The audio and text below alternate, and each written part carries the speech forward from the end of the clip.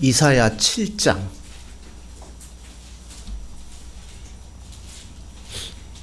1절에서 14절입니다. 찾으셨으면 우리 교독하겠습니다. 우시아의 손자요 요담의 아들인 유다의 아하스 왕 때 아람의 르신 왕과 르말리아의 아들 이스라엘의 베가 왕이 올라와서 예루살렘을 쳤으나 능히 이기지 못하니라. 어떤 사람이 다윗의 집에 아들을 이르되 아람이 에브라임과 동맹하였다였으므로 왕의 마음과 그의 백성의 마음이 숲집의 바람에 흔들림 같이 흔들렸더라. 그때 여호와께서 이사야에게 이르시되 너와 내 아들 스알랴숲은 윗못 수도 끝 세탁자의 밭 큰 길에 나가서 아하스를 만나 그에게 이르기를 너는 사문하며 조용하라. 르신과 아람과 르말리아의 아들이 심히 노할지라도 이들은 연기나는 부둥기에 푸르토기에 불과하니 두려워하지 말며 낙심하지 말라. 아람과 에브라임과 르말리아의 아들이 악한 꾀로 너를 대적하여 이르기를 우리가 올라가 유다를 뭉쳐서 그것을 쓰러뜨리고 우리를 위하여 그것을 흔들고 아부의 아들을 그 중에 세워 왕으로 삼자 하였으나 주 여호와의 말씀이 그 일은 서지 못하며 이루어지지 못하리라. 대저 아람의 머리는 다메섹이요 하닷의 머리는 르신이며 65년 내에 에브라임이 패망하여 다시 나라를 이루지 못할 것이며 에브라임의 머리는 사마리아요 사마리아의 머리는 르말리아의 아들이니라. 만일 너희가 굳게 믿지 아니하면 너희는 굳게 서지 못하리라 하시니라. 여호와께서 또 아하스에게 말씀하여 이르시되 너는 내 하나님 여호와께 한 징조를 구하되 깊은 데에서든지 높은 데에서든지 구하라 하시니 아하스가 이르되 나는 구하지 아니하겠나이다. 나는 여호와를 시험하지 아니하겠나이다 하니라. 이사야가 이르되 다윗의 집이여 원하건대 들을지어다. 너희가 사람을 괴롭히고서 그것을 작은 일로 여겨 또 나의 하나님을 괴롭히려 하느냐. 그러므로 주께서 친히 징조를 너희에게 주실 것이라. 오라 처녀가 잉태하여 아들을 낳을 것이요 그의 이름을 임마누엘이라 하리라. 아멘. 할렐루야. 아멘. 오늘 본문을 우리가 잘 이해하기 위해서는 열왕기하 16장과 역대하 28장을 함께 보셔야 됩니다.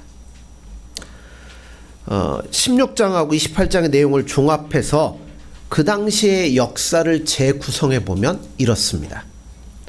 BC 8세기 중반에 아수르, 지금으로 얘기하면 이라크예요. 그 나라에 디글랏 필레셀 3세가 즉위를 했습니다. 그럼 왕이 되었으니까 야망이 있을 거 아니에요? 사방으로 팽창 정책을 펴기 시작했습니다.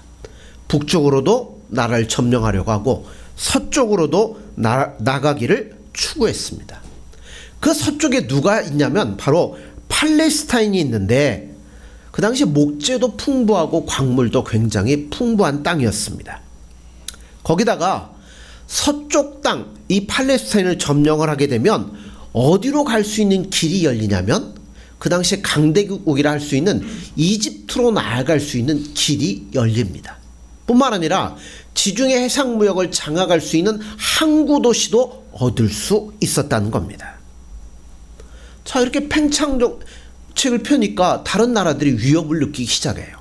그래서 그거를 막기 위해서 지금의 시리아, 아람이라고 그러죠. 아람과 바로 밑에 있는 북쪽 이스라엘이 동맹을 맺게 됩니다.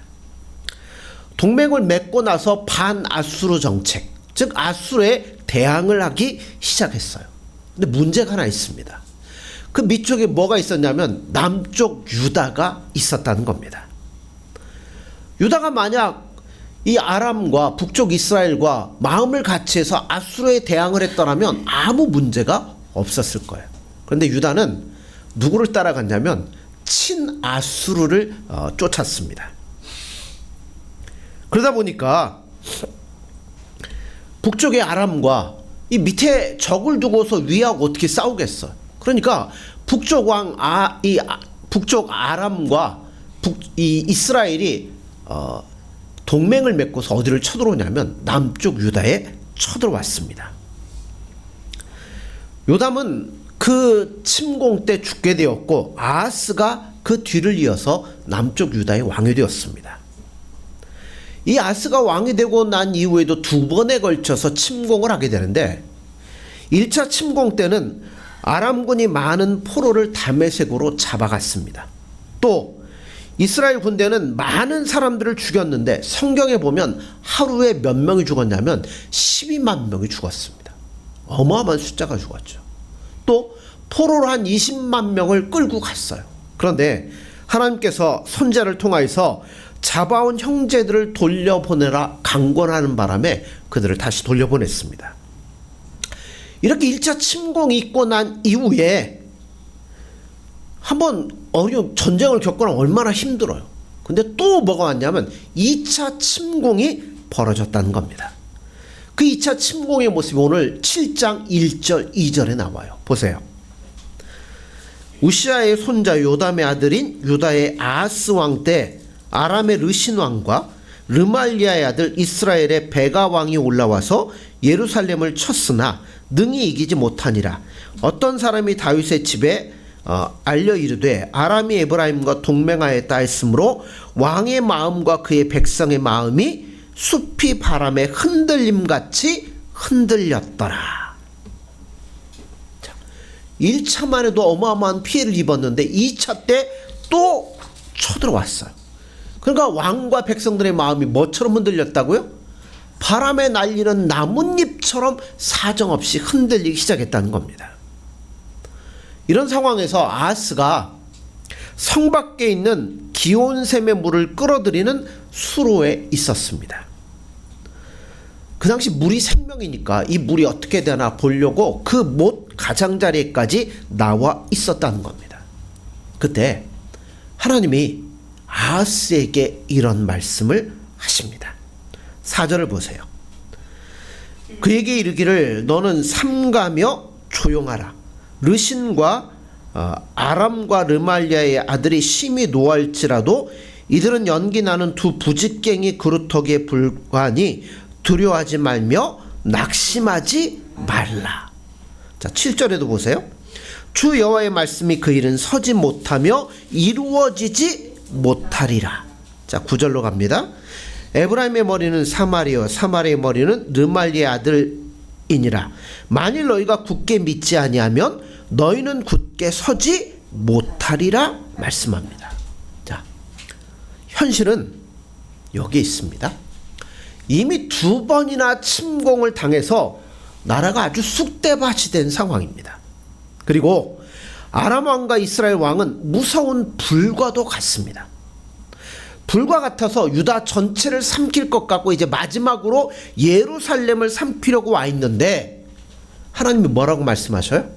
그들은 타담한 부직갱이 구루터기에 불과하다. 부직갱이가 뭔지 젊은 분들 아세요?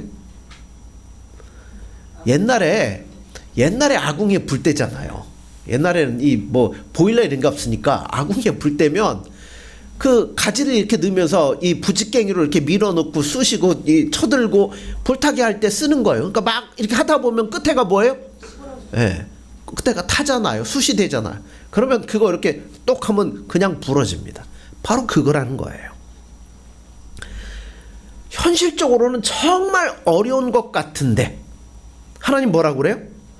그들은 연기 나는 부직갱이에 불과하니까 두려워하지 말고 놀라지 말고 낙심하지 말고 믿음 안에 굳게 서라 라고 말씀을 합니다.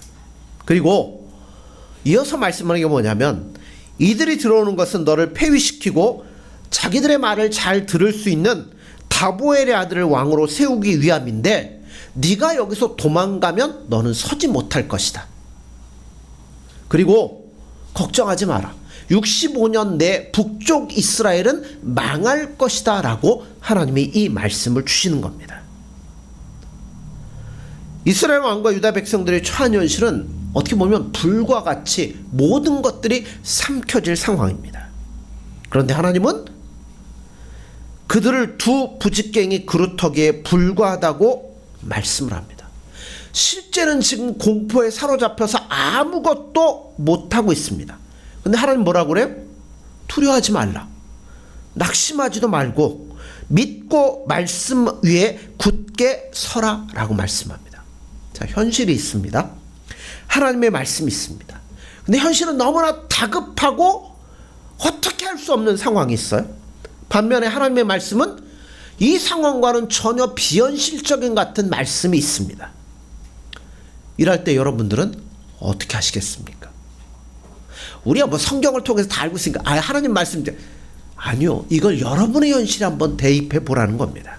이게 오늘 본문의 문제이고 바로 본문이 여러분들 우리에게 던지는 질문이기도 한다는 겁니다.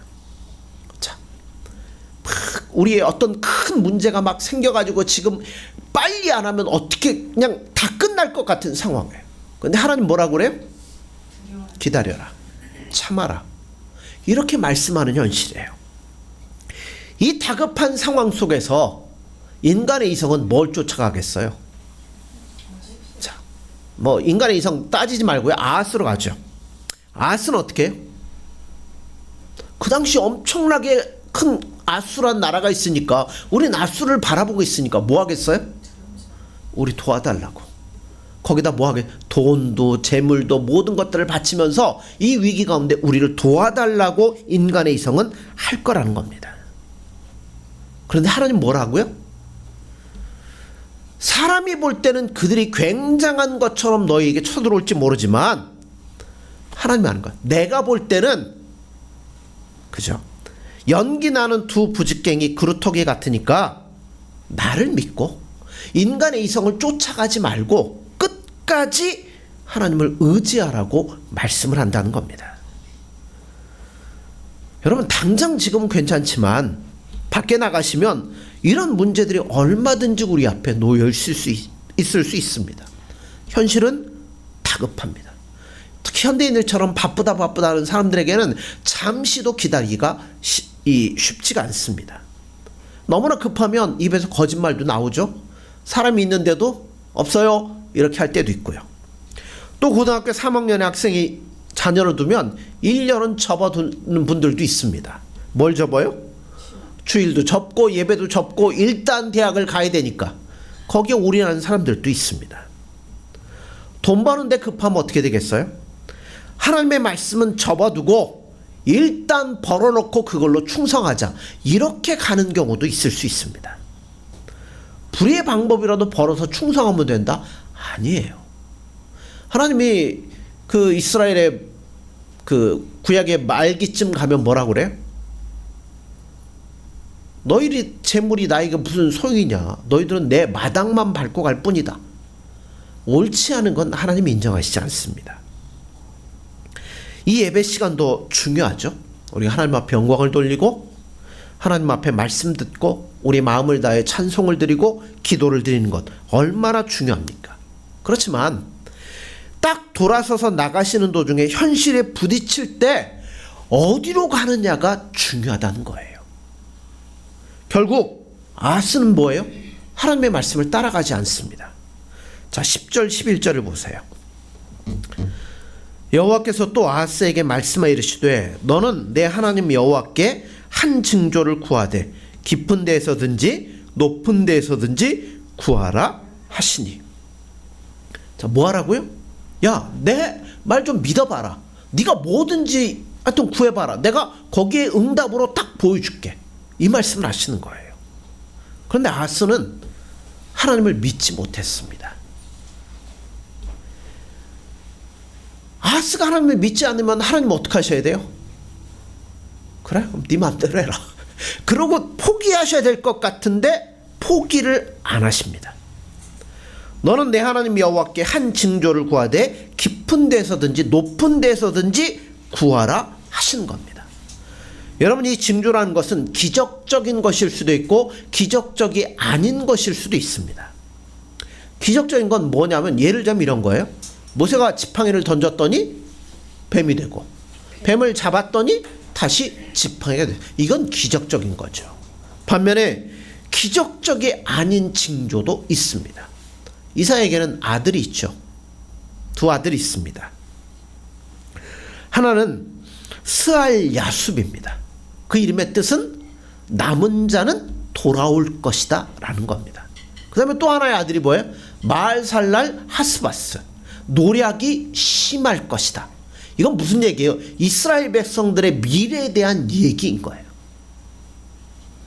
그들이 노략을 당하고 포로로 끌려가지만 남은 자가 하나님 은혜 가운데 다시 돌아올 것이다 라는 걸 이 징조로 보여주신 겁니다. 본문에서 하나님이 아하스가 믿지 못하니까 초자연적인 기적을 내가 보여줄 테니까 징조를 구하라고 합니다. 하나님은 최대한도로 아하스에게 조치를 취하시면서 징조까지 주시겠다고 말씀합니다. 근데 하나님은 이게 아하스는 뭐라고 그래요? 자, 12절을 보세요. 아하스가 이르되 나는 구하지 아니하겠나이다. 나는 여호와를 시험하지 아니하겠나이다 한지라. 자, 아하스가 뭐라고 그래요? 나는 구하지 않겠습니다. 왜요? 네, 시험하지 않겠습니다. 얼핏 보면 대단히 경건한 사람이에요. 신명기 6장에 보면 너희 하나님 여호와를 시험하지 말라 하는 말씀이 있으니까 내가 어떻게 하나님 앞에 이렇게 시험을 하겠습니까? 경건한 것 같아요. 그런데 그것은 경건한 것이 아니고 자기의 불신앙을 숨기기 위해서 경건의 탈을 뒤집어 쓰고 있는 겁니다. 왜요? 이미 마음속에는 어디가 있어요? 아수르에게 다 가 있다는 겁니다. 아하스는 그래서 하나님이 말씀을 해주셔도 그것이 내 마음속에 들어올 틈바구니가 없었어요. 급하기 때문에 하나님의 말씀에는 관심이 없었습니다. 그럼 마음이 온통 어디가 있어요? 아수르에게 가 있죠. 그러니까 무슨 얘기를 해도 귀에 들리지를 않는다는 겁니다. 그러면서 경건한 이유를 대면서 저는 하나님을 시험하지 못합니다. 어떻게 제가 구하겠습니까? 우스운 얘기예요. 이 부분에 대해서 어느 구약학 교수는 위기의 때 아하스는 너무 바빠서 하나님 생각할 틈이 없었다라고 주석을 답니다. 이게 핵심이에요. 우리 마음속에는 항상 누가 계셔야 되냐면 예수님이 계셔야 돼요. 얼마나 계셔야 될까요? 한 90%요? 아니에요. 100% 내 안에 계셔야 돼요. 그렇지 않으면 우리 마음은 자꾸 어디로 가요? 세상으로 가고 우리 이성으로 가고 우리 생각대로 흘러간다는 겁니다. 그러다 보면 마음속에 누구의 목소리가 안 들리면 예수님의 목소리가 들릴 수가 없다는 겁니다. 위기의 상황, 현실, 또 비현실 같은 하나님의 말씀, 그럴 때 어디를 택하겠냐는 거예요. 아하스는 인간의 이성을 따라가 버리고 말았습니다. 하나님께서 아하스에게 이렇게 대하는 거는요, 정말 엄청나게 관대하신 거예요. 왜 그러냐면 성경의 다른 부분을 보면 아하스가 얼마나 악한 왕인가가 나옵니다. 하나님 제일 싫어하는 게 뭐죠? 우상 숭배. 근데 이 양반은 우상을 막 전국에 만들었고 퍼뜨린 사람 뿐만 아니라 뭐까지 했냐면 가장 악한 죄, 인신공양이라고 그러죠. 아들을 우상 앞에 불로 태워서 제물로 드린 사람입니다. 이런 엄청난 죄악을 범한 아하스인데 하나님께서 아하스에게 뭐라고 말씀해요? 내 하나님, 너는 내 하나님 여호와께 이걸 구하라고 합니다. 누구의 하나님이라고요? 나는 너의 하나님이라는 겁니다. 하나님께서 아하스를 아직도 포기하지 않고 계시다는 겁니다. 그 다음에 13절을 보면 이사야가 이르되 다윗의 집이여 라고 말합니다. 다윗의 집이라는 게 무슨 뜻일까요? 자, 하나님이 다윗의 믿음을 보시고 다윗과 뭐를 맺으셔요? 언약을 맺으셨습니다. 네 나라가 앞으로 네 아들들의 나라가 영원하도록 내가 지키고 돌보겠다고 말씀하십니다. 이 언약에 신실하신 하나님께서 아하스가 하나님을 믿지 않고 불신앙으로 가는데도 불구하고 내가 구해줄 테니까 너 징조까지 못 믿으니까 징조까지 보여줄 테니까 구하라 라고 말씀합니다. 그리고 뭐라고도 말씀해? 야, 걱정하지 마라. 65년 내에 북쪽 이스라엘도 망할 거다. 미래를 확실하게 보여주신다는 겁니다. 그럼에도 불구하고 아스는 뭐 했어요? 하나님의 말씀을 버리고 인간의 이성을 따라가 버리고 말았다는 겁니다. 그런데 아스의 그런 태도는 다윗 가게에 내려오는 신앙의 노선이 절대 아니라는 겁니다. 다윗은 어떤 사람입니까? 그는 전쟁하러 나갈 때마다 하나님 앞에 물었던 사람입니다. 그러니까 평소에나 위험할 때나 항상 누구를 의존하는 사람이었냐면 하나님을 의존하는 사람이 다윗이었습니다. 그는 물론 잘못 찬 점도 있지만 하나님만 평생 의지해서 정직하게 행하려고 했습니다. 내가 주를 의뢰하고 적군에 뛰어들면 내 하나님을 의지하고 담을 뛰어넘습니다. 이게 다윗의 신앙의 전통의 노선입니다. 다윗의 후손 중에 아사라는 왕이 있습니다. 아사라고 그러는데요. 어느 날 구스, 요즘 말로 얘기하면 에티오피아의 군대가 쳐들어왔습니다. 자기의 군대는 58만 밖에 없어가지고 그 너무나 많은 군대 앞에서 승리할 수 없을 것처럼 보입니다. 그런 상황 속에서 아사 왕은 두 군대 사이에서 하나님을 향하여 부르짖기 시작합니다. 그러니까 뭐라고 부르짖냐면 여호와여, 강한 자와 약한 자 사이에는 주밖에 도와줄 분이 없습니다.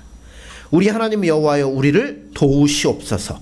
우리가 주님을 의지하오며 주를 의탁하옵고 이 많은 무리를 치러 왔나이다. 여호와여, 주는 우리의 아버지시오니 원컨대 사람으로 주를 이기지 못하게 하옵소서. 얼마나 확신합니까? 또 이사야 37장에 가보면 아하스 왕과 동일한 위기에 처한 히스기야 왕 때 일도 있습니다. 히스기야에게도 비슷한 말씀이 임합니다. 이사야가 그들에게 이르되 너희는 너희 주에게 이렇게 말하라. 여호와께서 이같이 말씀하시되 너희가 들은 바 아수르 왕의 종들이 나를 능욕한 말로 말미암아 두려워하지 말라.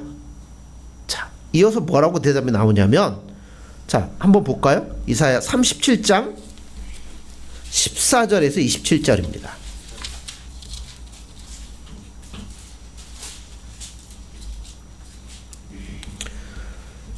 (37장) 14절에서 20절 우리 교독합니다. 히스기야가 그 사자들의 손에서 그를 받아보고 여호와의 전에 올라가서 그 글을 여호와 앞에 펴놓고 여호와께 기도하여 이르되 그룹 사이에 계신 이스라엘의 하나님 만군의 여호와여, 주는 천하 만국의 유일하신 하나님이시라. 주께서 천지를 만드셨나이다. 여호와여, 주를 기울여 들으시옵소서. 여호와여, 눈을 뜨고 보시옵소서. 하나님이 사람을 보내어 살아계시는 하나님을 해방한 모든 말을 들으시옵소서. 여호와여, 아수르 왕들이 과연 열국과 그들의 땅을 황폐하게 하였고 그들의 신들을 불에 던졌사오나 그들의 신이 아니라 사람의 손으로 만든 것뿐이요 나무와 돌이라. 그러므로 멸망을 당하였느니라. 같이 봅니다. 우리 하나님 여호와여, 이제 우리를 그의 손에서 구원하사 천하 만국이 주만이 여호와이신 줄을 알게 하옵소서. 자, 똑같은 위기의 상황 속에서도 누구를 의지해요? 하나님을 철저하게 의지하는 모습을 보게 되는 겁니다. 이게 다윗 가게가 갖고 있는 신앙의 노선이었습니다. 신실하신 하나님, 관대하신 하나님, 긍휼이 풍성하신 하나님, 그 하나님이 내 하나님이라고 말씀하시면서 미래 역사를 다 보여주시고 자신의 전능한 모습을 보여주시는 그 하나님, 그 하나님의 말씀에 근거해서 의지하고 믿음에 굳게 서는 것이 언약 백성들의 신앙의 노선이라고 말씀하는 겁니다. 살다 보면 우리 늘 좋은 일만 있기를 소망하지만 너무 힘들고 괴롭고 약해서 의지할 수도 없는 상황이 있을 수도 있습니다. 그럴 때 우리에겐 두 가지 길이 있는 거예요. 하나님의 말씀에 충돌하는 우리의 이성을 따라 해결 방법을 찾아갈 것이냐, 아니면 비현실적으로 보이지만 하나님의 말씀을 의지하고 하나님을 굳게 믿고 따라갈 것이냐, 두 가지가 항상 우리 앞에 놓여 있게 된다는 겁니다. 만약 다급하다고 현실을 따라가 버리면 어떻게 되겠습니까? 물론 현실은 당장 해결되는 것 같겠지만 그렇지가 않다는 겁니다.